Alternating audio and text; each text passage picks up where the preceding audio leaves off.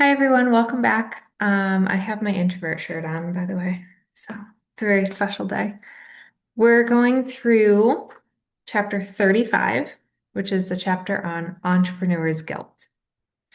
So, it's a very important chapter because a lot of times, not just real estate agents, but people in general in business, it can be easy to feel like taking time off or taking breaks is indulgent, and there's some guilt that comes with that. So, this chapter is all about fighting against that. And a lot of it is just that self-talk of, no, I do need to rest. I do need to take care of myself. I need to have some balance because we're humans and not robots. So, we can't just keep going forever. I know, especially in the beginning, one of us is on the call today is very early in their career. And it can be easy to just fall into work mode all the time. And it's not the best habit to get into.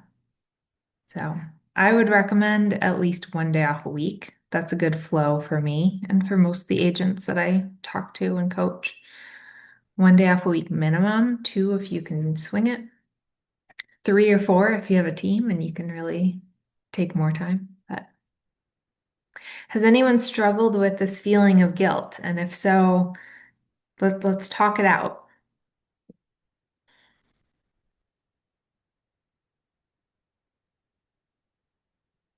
Absolutely. So from time to time, I should be doing more or, that sort of thing. But for the most part, no. I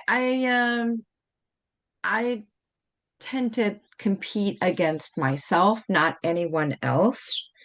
And I applaud everyone around me when they're doing a great job. Um, it's just me against myself, if that makes sense. Yep. And so, yes. There are some days, but while I say that there are some days where I think I should be doing more, um, I also realize that energy is so important. And in order to do more, I need to preserve my energy for certain things. Yeah. So if I'm out at a lot of social functions, um, I definitely need that downtime.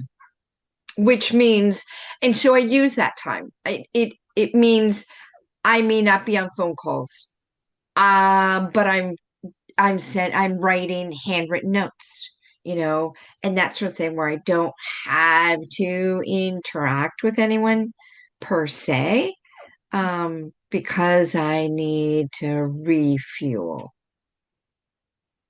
Yep, that's all I got. I love it. It makes a lot of sense. And it seems like you've done a good job of taking those guilty feelings and those shoulds and not getting bogged down in them. It seems like you kind of acknowledge that they're there, but then tell yourself, no, it's okay. I can still be productive in other ways. And knowing, I love what you said about energy, because that is really crucial. Saving your best energy for your most important tasks and your most critical parts of your day, like your appointments and your negotiations. That's really key. Like we get to spend our energy the same way we spend time and money. This is a topic I've been thinking a lot about, especially the past year, and it's a big topic. I I almost feel like there's another book in there for me in the future. Don't tell anyone. But I don't know. Energy management's really huge. Preserving it, using it wisely, asking yourself, is this going to give me the return on my energy investment? You know, a lot of the social things can be great and they can be really worthwhile. And sometimes it is worth it. But if it's too much and you're spending all the energy that you have and not getting the return, then it's probably time to back off a little bit. Yeah. Oh, thank you. I welcome. would love to write another book at some point when I have the energy, which is not right now. I can only imagine that must be a pretty huge task. Yeah, yeah. But yeah, it's all about energy. And I've been on this planet enough to know it is crucial and critical. And I can't ignore that. It's huge. And some some like the second week of the month, so last week is usually when I have all these networking events in the evening all land on like the second Tuesday, second Wednesday, second Thursday.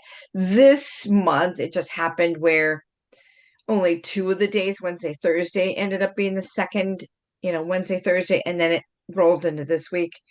Tuesday was the second Tuesday. So but many months. It's all on the same week. And wowza, yeah, it's exhausting.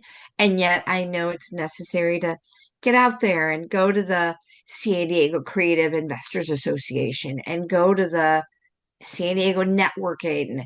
And what else do I do? Oh, and then the other one is a real estate related event and all in the evenings. And there's a lot of talking and there's a lot of noise. And sometimes it gets loud. I do it. I do it, you know. So what I found like this month, just last two nights ago, I was at the second Tuesday event, and that's for the Creative Investors Association monthly session here in San Diego. And about 20 minutes before the presentation. So about 20 minutes before the networking piece of it was going to be over, I just sat down. I sat down and away from everyone and just had to get away because I still wanted to stick around for the presentation. Mhm. Um, but I was done. I was done talking and listening because I truly want to be present when I'm having that interaction. I am curious. I do want to ask questions. Mhm. I am, I do want to learn, right? And there are all these people related to the real estate world at this event. And I was just, I had to walk away. I sat down at my seat, got myself ready to listen to the presentation, and just needed 20 minutes of quiet. Yeah. Yep. I hear you, girl. I hear you. And Max, hopefully this conversation can be helpful for you as well as you're planning out your schedule and deciding which events to attend and which ones not to attend. You're gonna have to find your ebb and flow. We all do. We all find how many events are gonna work in our schedule in a given week, a given month, and then start to tune into, and everyone watching the recording too, tune into your own energy levels and make some decisions about, do I want to continue spending my energy over here, or do I want to back it off and reserve it, or maybe go over here and recharge in some way? So I have two examples of this from this week. So this week for me, has also been very busy with networking events and loud events. Monday night was a chamber event with about 200 people, maybe 300. Huge ballroom with all these food vendors. It was really fun, but it was really loud and exhausting. I bailed early, but I'm glad I went. Tuesday night, that was Monday night. Tuesday night, I went to musical bingo at a bar restaurant with my partner. Not real estate related, just purely fun and social, like date night, but very loud, very fun.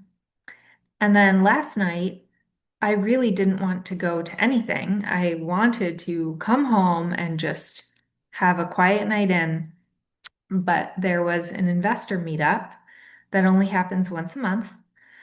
And the other day, one of my sellers had told me, okay, we're really ready to sell this place. It's a two family, it comes with a tenant, it's perfect for an investor. And I said, all right, I really need to go to this investor meetup because they give you an opportunity to pitch an off-market deal to the room. So I went specifically to sell this one property at this event. So I get there and they had a speaker. The speaker went a half hour longer than they were supposed to. So the event started at 6:30. I'm sitting there in this loud room with all these people for 2 hours before I have the opportunity to get up and pitch my deal and try to sell this property for my sellers. So it wasn't until 8:30 that I got to do that. And I was stuck there because that was the reason I went to the event in the first place. So as soon as that was done, I went to the back of the room. I spent about 10 minutes just to wait to see if anyone came up to talk to me about it. This guy did. He has a buyer for me, so the plan worked. But as soon as we were done talking, I'm like, all right, I'm out of here. And I got home at like 9:30. I was so tired.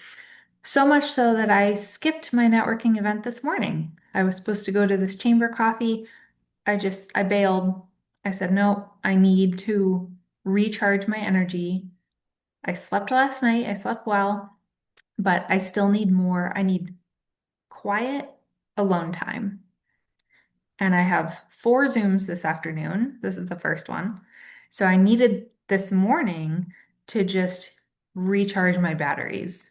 And of course, I'm working and on the phone, but I'm in my own space.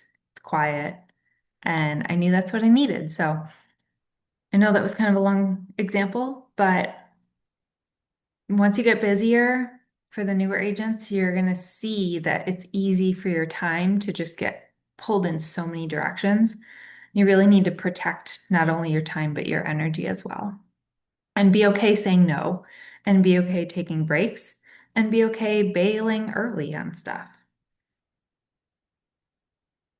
All right, that's my spiel. What other thoughts or questions do we have around this concept? I think it's good to understand what everyone's limits are, right? Because if you push it too much, like you won't have that balance in your life to keep doing the things you like to do. Yeah, Yeah. absolutely. You won't have that balance to not only do what you like to do, but also to be a good real estate agent.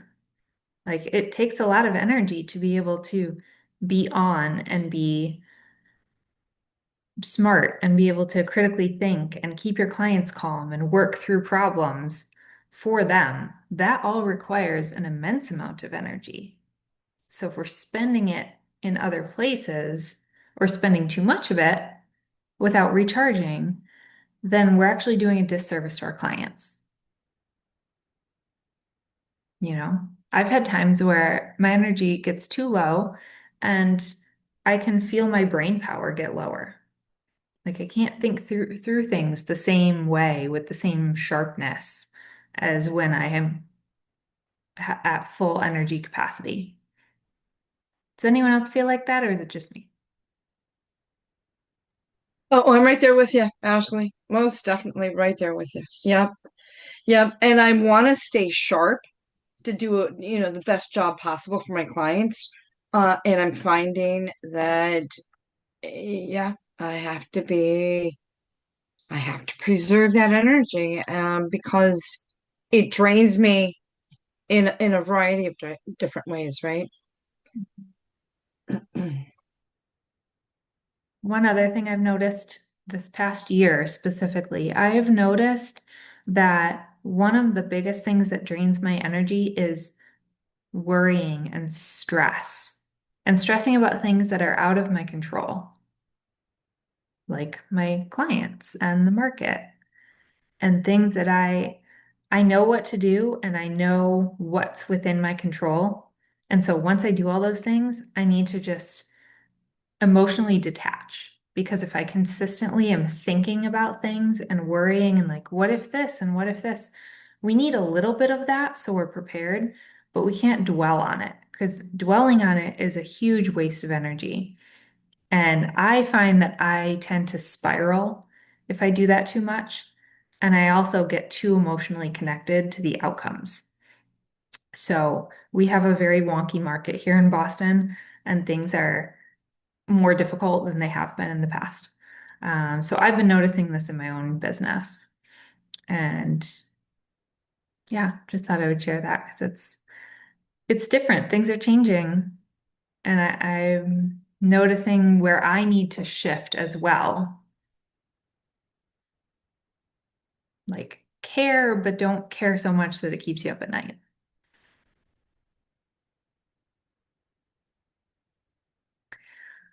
All right. Other thoughts or questions?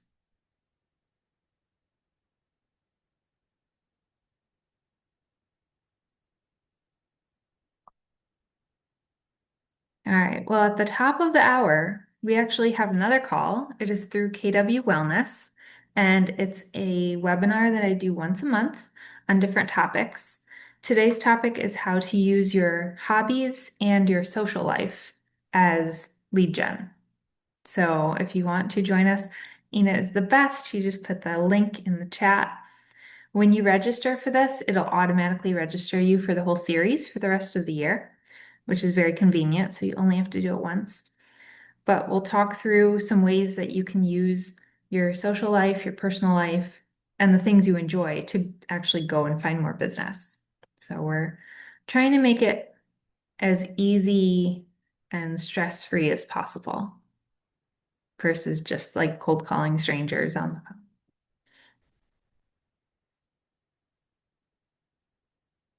All right, well, we can wrap this up a couple minutes early. Thank you both for being here, all three of you for being here. I don't know why I said my All right, thank brain is you. funky. I guess I need another break. Now, okay. I see the registration link. Thank you. All Yes. right. I'm hoping to be able to join that. I may. Okay. Okay. Awesome. Register Thank you. anyway, because if you can't join live, Yep. we do send out the recording after. Yep. Yep. Yep. Yep. Perfect. Thank you.